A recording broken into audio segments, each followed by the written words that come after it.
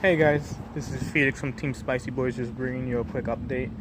I haven't posted any content in the last week or so, and that's just because since after the ARG Springfield, I just took this time to think about how Nats is gonna go and just decompressing the whole thing. I will be uploading content soon. I do have some couple of videos that I have recorded from my last locals. I just wanted to give you guys a quick rundown how the ARG went for me. Day one was pretty crazy. I went from table 19 from table 2. And then I'm sure if any of you guys were watching the stream or whatever, they only streamed table 1. And I actually sat at table 1 for the rest of the day for the rest of all 5 rounds. So if you guys got bored of watching the AOD matchup, I'm really sorry. But that's just where I got put for the rest of the day. I did only get second seed though, because I did go XO2, and those 2 draws brought me down enough to pretty much be second seed, where the Janima player got first. Yeah, so I'll take second seed. That was really good. That was like one of my first ARGs in a long time. I used to come back. I used to be a Yu-Gi-Oh player, so being able to go to a DBS event and being able to go out there and do my best, especially with a deck that people consider bricky, and with Super Shenron being the meta, and that matchup is not easy. Let me tell you something. My last few matches were all Super Shenrons, and that was literally a gauntlet. And it was so hard. So yeah, just like day one, between my main deck and my side, the side was the real MVP when it came to the Super Shenron matchup, because I did side heavily against it. I would love to have turned 2 people, but when against Super Shenron, I unfortunately had to play the con where I play the Borgos and hopefully they don't have the Crisis Crusher, and that should get me enough time to game them. If not, then I have game 2 and 3 hopefully. So yeah, but in Top Cut, it was really crazy.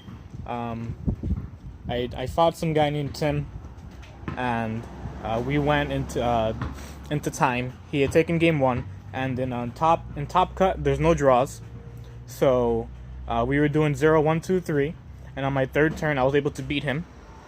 So then it came down to game 3, but that's because there's no draws. Game 3 has to be played out, and the way it was decided that the floor rules is that the first change in life would have to determine the winner.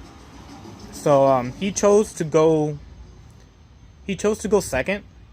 He was playing Super Shenron, and he chose to go second because he had more options to attack with and etc. I do believe he did play the Grandpa Gohan, so that would have given him a free swap instead of the Bardock. And the nerves got to him because he let me go first. I played a blue. I played Borgos, and I had 3 super combos in my hand anyways to ensure that I wasn't gonna do it. So I hard mulliganed and I got super combos in my Borgos.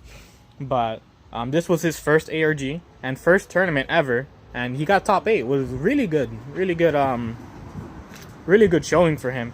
But the nerves got to him, and he ended up shotgunning personal ambition on tapping, and I used Borgos effect to pop his energy. And it was unfortunate, but I played him in Swiss, and then I played him in Top Cut. And he's a great guy. Shout outs to him. And then my top 4 matchup, I ended up playing Tony, the winner. So game 1 was really rough. Nimbus is being one of the hardest counters to my deck. I constantly got Nimbus, but I was able to actually mill him out at the end. Eggman was watching the stream, and he commented that I could have done it sooner. Unfortunately for myself, I was so intense and into the match where I didn't see that play, which obviously I could have just milled him out right to begin with. So then game 2, I ended up with 4 Dragon Balls in my life. He goes first, and then I end up putting back the SC. I ended up drawing the SCR, putting the SCR back into my deck, only to draw it later off again. And the only way I possibly had a chance of the match is I could turn 2 Awaken, and it was just too much. It was just too much, so I just passed. And then game 3, I saw my SCR, I saw my 7 drop, the Ultimate Absorption, Majin Buu, and I didn't have any ways, and that was like the one instance of where people go, hey man, the deck can brick, and the deck did brick for me there. I do run multiple of the ultimate absorption for the fact that if I draw the SCR, I'll at least have another Buhan play that I could do, but that what had happened, that was not the case. The deck said, you've been doing too good for too long, but I feel like if I could have seen those cards right off the bat and be able to go, I probably could have taken it and gotten to the finals. But it was a great game overall, a great tournament experience. As far as to like my side deck choices and stuff like that, I sided Planet M2. Planet M2 was there mostly for my Kid Goku matchup. That matchup, believe it or not, is kind of hard. And I'm sorry if you guys hear the wind, but I'm just outside hanging out. It is a beautiful day. But that matchup is kind of hard for me because they put out 1Ks. They put out the Kid Goku, and then the Kid Goku itself can get the Android 8s, and the Android 8s pop my guy. So I played the Planet M2 to get rid of that. On top of that, I was thinking, hey man, Crisis Crusher is one of the bigger answers to my Borgos and Mass Saiyans.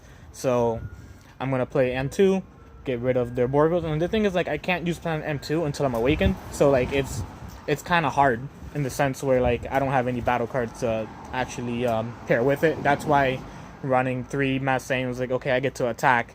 But if Crisis Crusher is on the board, then it doesn't even matter because I can't attack these as a 1-drop. So Planet M2 was one of those cards where, like, I need it, but at the same time, like, it's not going to be useful until after I've awakened or wished out my leader.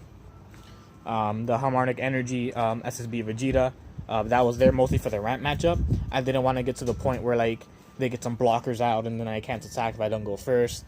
That way I just drop that card with Child's Wish, get rid of it, and they just nag overall. And it was also for the Victory Strike matchup because if they play the 2-drop Gohan, I can just go ahead and use that and ignoring barrier -10, get rid of it, and they're stunned for a turn. So that was my plan, at least overall. And everything else on the side is really standard. There's no self-explanatory. There's no explanations. My matchups for the day, I remember I played I think it was Eric Hill, where he was playing Scuffle Time. The deck I feel like is a really good deck, but at the same time there's definitely some big RNG factors when it comes into the deck. You need to see the Scuffle Time Majin Buu. You also need to see the Goten. And if you don't really see those cards, then you're in this weird thing. Like, the deck can definitely aggro out and definitely win. But I was just able to take both games. Actually, no, I did end up losing a game. So we went to game 3, but I beat him. And then I played another well-known player, which I think Jordan, who was playing the Freezer Dende deck. And I was able to 2-0 him. I'm just trying to remember all my matchups. And then after that, I sat at table 1 for the rest of the day. And I played Broly, Structure Deck Broly. I beat that. And I played City, who was playing the Heart of Mastery Broly, the yellow leader from the promo. And I believe I tied with him, or I beat him. I don't really remember. I think it was a tie, though, a draw. And then I proceeded to play some Super Shenron matchups, and then I also did play Tony in the last round of Swiss, which that was my final draw for the day. So that happened. So, like, yeah, I mean, the experience overall was great. I met a lot of great people. I had a lot of people cheering me on, which was awesome. Being able to just take AOD Dende and go as far as I did, I thought was an accomplishment on his own. I met Anthony Hernandez for the first time around. Really cool, down-to-earth guy. It's a shame what happened to him. I did mean it, though, when I commented on my video that I do plan on seeing him in the finals next time around. I'm not sure what deck I'll be playing in the future. I'm waiting to see if Bandai does start banning or limiting some cards, maybe semi-limit, or make it at 3, I don't know. But I really hope that we get a fresh, brand new format going into the Atlantic City. And I hope to see maybe you guys there. I mean, some of my followers, my YouTubers, or anyone who supported me up until now, that'd be great. And even if you don't know who I am and you want to get to know me, if I'm there at Atlantic City, come up to me. I'll be glad to talk and chat and whatever. But this was just a quick update on what I'm going to do. I did notice we did hit 200 subscribers, so I do have a couple of play mats that I have that I'll probably end up raffling off. Probably one or two. Not, I don't have that many. When we hit the bigger numbers, I'll hit bigger prizes. But for now, I only have like a couple of playmats. I might sign them, I might not. You know, you guys let me know what you want to do. If you want signed playmats by me or my team, I'm gonna let you know. But I am looking into getting some custom playmats for my own channel.